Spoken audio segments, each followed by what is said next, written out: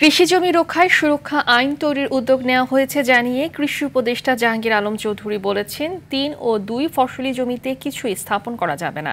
সকালে সচিবালয়ে কৃষি মন্ত্রণালয়ের ১ বছরের সার্বিক অগ্রগতি নিয়ে সংবাদ সম্মেলনে সব কথা বলেন তিনি। জানান, সারের ডিলারের ক্ষেত্রে বড় ধরনের পরিবর্তন হবে। সার উৎপাদনে জ্বালানি খরচ বাড়লেও মূল্য বৃদ্ধি হবে না। কৃষি উপদেষ্টা বলেন, বিগত সরকারের আমলে রেখে যাওয়া বকেয়া পরিশোধ করে সার আমদানি করা হচ্ছে। তার ভিতরেই আমরা এই মিটিংটা করে আমরা চূড়ান্ত অনুমোদনটা দিয়ে দিব।